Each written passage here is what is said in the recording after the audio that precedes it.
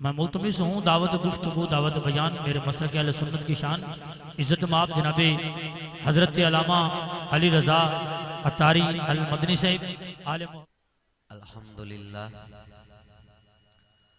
अल्हम्दुलिल्लाहि रब्बिल आलमीन वस्सलातु वस्सलामु अला सय्यिदिल मुरसलीन अम्मा बअद फ़अऊज़ु बिल्लाहि मिनश शैतानिर रजीम बिस्मिल्लाहिर रहमानिर रहीम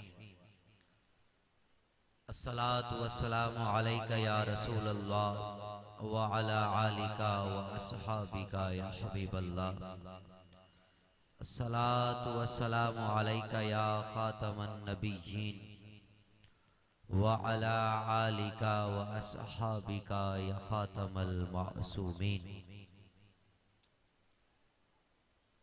इमामुल अंबिया अलैहिस्सलातु वस्सलाम की ज़ात बाबरकत पर दरूद पाक पढ़ने के बेशुमार फ़ज़ाइल व बरक़ात हैं, जिनमें से एक फजीलत ये भी है जो बंदा रोज़ाना 100 मरतबा दरूद पाक पढ़ेगा, अल्लाह पाक उसकी पेशानी पे लिख देता है कि ये बंदा निफाक और जहन्नुम की आग से आज़ाद है।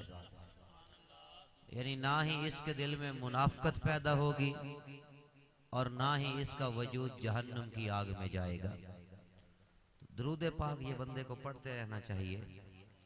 अक्सर एक शेर भी हम पढ़ते हैं कि एक ये जहां एक वो जहां, इन दोनों जहानों के दरमियां बस फासला है सांस का, जो चल रही है तो ये जहां, जो रुक गई तो वो जहां, सांसों की इस माला में परोलो मोती दुरूद के, फिर ये जहां हो या वो जहां, साथ होंगे ताजदारे दो जहां, उन पे लाखों करोड़ों दुरूद व सलाम। बगैर किसी तमहीद के, क्योंकि वक्त कम है और पैगाम बहुत अहम देना है।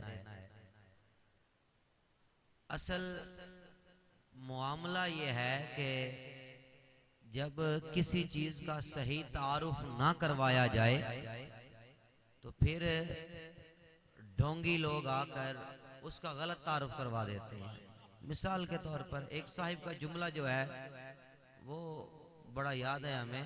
वो कह रहे थे, हमने सहाबा का तारुफ करवाना छोड़ दिया तो इसका नुकसान ये हुआ कि काली सोच वाले ने आकर तारीख की चंद गलत बातें उठाकर उम्मत को गुमराह करना शुरू कर दिया। अगर हमने सहाबा के फजाइल बताए होते, सहाबी की तारीफ बताई होती, कुरान और हदीस से उनकी शाने बयान की होती, अशरा मुबशरा का तारुफ करवाया होता, तो वो काली सोच वाले उम्मत को गुमराह न करते।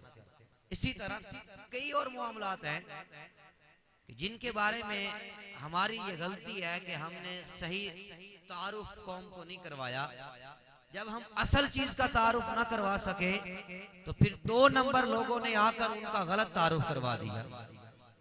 मेरे पास जो बाकी 8 मिनट है उसमें मैं कोशिश करूंगा कि इन 8 मिनटों के अंदर रियासत मदीना क्या थी इसके बारे में बताया जाए। याद रखिए, कायनात के अंदर जितने भी निजाम आए या जितने भी मौजूद हैं या क़यामत तक जितने भी आएंगे, उनमें सबसे मजबूत तरीन जो निजाम है वो निजाम रियासत मदीना का था, है और रहेगा। जो भी कौम ये पसंद करे कि वो अरूज पाए, वो तरक्की पाए, उसको रियासत मदीना की तरफ लौटना होगा। लेकिन यहाँ पे जो अलमिया है, जो दर्द है, जो मैं अपने नौजवानों के सामने रखना चाहता हूँ, वो ये है कि हमें पता नहीं कि रियासत मदीना थी कैसी। हमें तारुफ गलत करवाया गया है। रियासत मदीना कैसी रियासत थी जिसकी बुनियाद इमामुल अंबिया ने रखी और जिसके अंदर हर कानून ये कुरान और हदीस के मुताबिक था। और इमामुल अंबिया के बाद रियासत मदीना के जो पहले खलीफा बनते हैं उनको दुनिया अबू बकर सिद्दीक कहती है। सुभान अल्लाह। और जब आप खलीफा बने, अब जरा मुआवजा करना है हमने, नौजवानों तुम्हें गुमराह किया जा रहा है। रियासत मदीना के नाम के ऊपर। अब हमने देखना है रियासत मदीना थी कैसी और रियासत मदीना होनी कैसी चाहिए। जब सदीक अकबर रियासत मदीना के खलीफा बनते हैं, आप ऐलान करते हैं कि मेरा जो अजारा होगा वो मदीने के मजदूर के बराबर होगा। सवाल किया गया, या हजरत अगर इतने कम अजारे के अंदर, इतनी थोड़ी मजदूरी के अंदर, इतनी थोड़ी तनख्वाह के अंदर आपका गुजारा ना हुआ तो तुम क्या करोगे?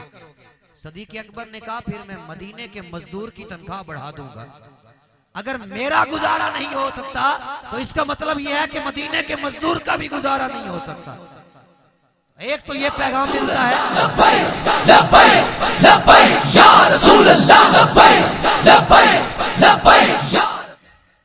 रियासत मदीना के अंदर हाकिम हो या महकूम, सबके हकूक बराबर होते हैं और हाकिम जवाबदेह होता है अपनी उम्मत के बारे में, अपनी रियाया के बारे में। रियासत मदीना के दूसरे खलीफा जनाब फारूक आजम रज़ी अल्लाह ताला अन्हु, उन्होंने किस अंदाज में वो निजाम चलाया?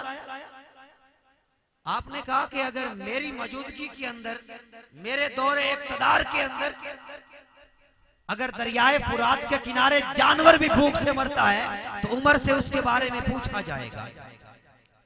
और इसके बरक्स एक वो बंदा जो दावा करे कि हमने रियासत मदीना बनानी है, हकीकी रियासत मदीना के वारिस ये दावा करे कि अगर रियासत मदीना के अंदर एक जानवर भी भूख से मरता है उसके बारे में बरोज़े क़यामत उमर से पूछा जाएगा। दूसरी जानिब एक बंदा रियासत मदीना का नाम लेकर रियासत मदीना का दावा करके सरेआम मुसलमानों का कत्लेआम कर दे, मुसलमानों के सीनों के अंदर गोलियों की बौछार कर दे, उनके ऊपर तेजाब फेंके और जनाब रियासत मदीना का नाम लेकर मुसलमानों की तजलील करे, उलमा को पाबंदे सलासिल करे, चादर और चार दीवारी के तकद्दुस को पामाल करे, तो यह रियासत मदीना नहीं। हकीकी रियासत मदीना वो होती है कि जिसके अंदर फारूक आजम ये कहते हैं रियासत मदीना के अंदर अगर एक जानवर भी नाहक मारा जाता है तो हाकिम जवाबदेह होगा, हाकिम से उसके बारे में पूछा जाएगा। ये होती है रियासत मदीना। और रियासत मदीना के अंदर कोई शख्स एहतसाब से बाहर नहीं होता।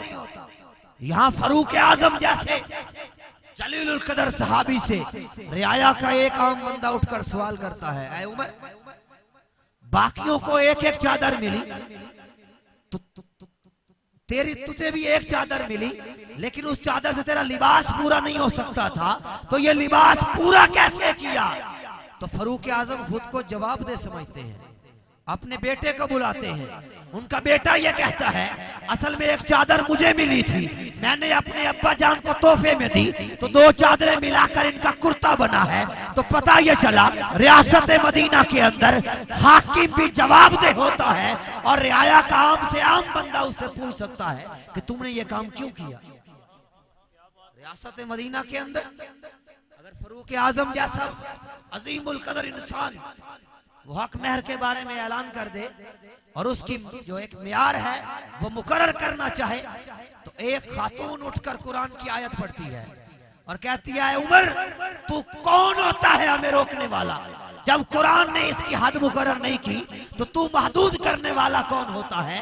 तो फारूक आजम ये नहीं कहते, ऐ खातून तू चुप हो जा, मैं हाकिम हूँ, मैं बादशाह हूँ, मैं जो करना चाहूँ करूँ। नहीं नहीं, हजरत उमर अपनी इज्तिहादी खता मानते हैं और रजू करते हैं और कहते हैं बेशक औरत ने सच कहा।